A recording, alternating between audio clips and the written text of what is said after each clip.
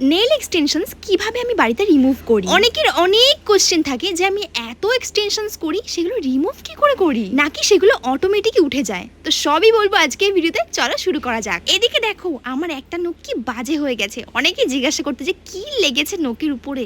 এটা বেসিক্যালি আমি ভোট দিয়েছিলাম, সেই ভোটের চিহ্ন কি বাজে লাগছে। তো সত্যি কথা বলতে নখটা আমি টেনেই তুলে ফেলেছি।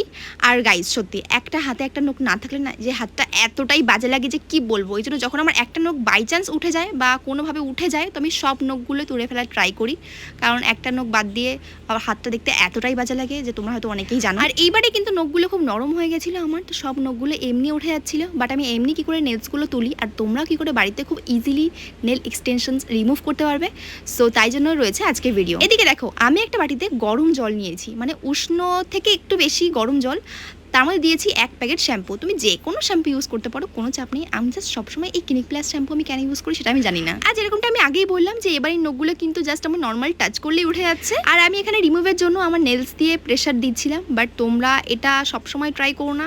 যখন নেলসটা প্রচণ্ড শক্ত থাকে এটা কিন্তু অবশ্যই ট্রাই করো না, কারণ তার কিন্তু নেলসের ভেতরে এতটাই ক্ষতি হবে, অনেক সময় রক্ত বেরিয়ে যাবে। আমার কিন্তু 1 বছর মানে একবার জোর করে এরকম নেলস তুলতে গিয়ে কিন্তু রক্ত বেরিয়ে গেছিলো, নখ ফেটে গেছিলো।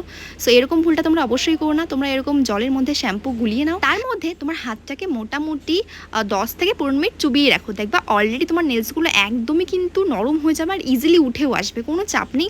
কোনো এখানে তোমার মেশিনের কোনো দরকার পড়ে না, কিছুই লাগবে না। আর যদি তোমার বড় নখ রিমুভ করতে না পারো তাহলে নেল কাটার দিয়ে ভালো করে নেলসটা কেটেও নিতে পারো। আমি কিন্তু অনেকবার নেলস কেটে তারপরে রিমুভ করেছি, এক্ষেত্রে কিন্তু আরও বেশি সুবিধা হয়। কিন্তু এইবারের নেলসটা না মানে খুব নরম হয়ে গেছিলো, মানে খুব একটা টাইম লাগেনি আমার ভিজিয়ে রাখতে। দেখো তুমি 10 মিনিট 5 মিনিট ভিজিয়ে রাখো, তারপর চেক করো নেলসটা যে নেলসটা নরম হয়েছে কি না, দেখবে ইজিলি উঠে আসছে। আর যদি মনে হয় কি না এখনও নরম হয়নি তাহলে আরও 10 মিনিট ভিজিয়ে রাখো। মানে জোর করে তুলতে যেও না, আমি এটাই বলবো। জোর করে প্রেশার দিয়ে যদি নেলসটা তুলতে যাও না তাহলে নেলসের ভিতর থেকে কিন্তু রক্ত বেরিয়ে যেতে পারে, প্লাস নেলসের অনেক ক্ষতি হয়। সো অবশ্যই এটা মাথায় রেখো। আর আমি নেলসটা রিমুভের জন্য প্রেশার ক্রিয়েট করছি অন্য একটা নেলস দিয়ে, যেটা দিয়ে কিন্তু খুব ইজিলি রিমুভ হয়ে যাচ্ছে। তোমরা কিন্তু কোনো একটা কিছু ইউজ করতে পারো, লাইক শোন টাইপের কিছু হয় না যেগুলো চ্যাপটা শোন বলে, ওগুলো দিয়েও কিন্তু অনেক সময় নেলসগুলো খুব ইজিলি রিমুভ হয়ে যায়। দেখো গাইস কত সুন্দর, মানে জাস্ট আমি হার্ডলি 5 মিনিটও ভিজিয়ে রাখি এই নেলসটাকে, জাস্ট হয়তো 3-4 মিনিট ভিজিয়ে রেখেছি এই গরম জলে।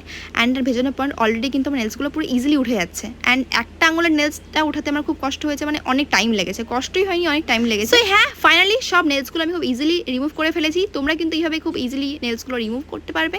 আর নেক্সট টাইম কোন কালারের নেল এক্সটেনশনস বা কোন ডিজাইনের নেল এক্সটেনশনস করবো অবশ্যই কমেন্টে একটা ফটো দিয়ে যেও, খুব উপকার হবে তাহলে।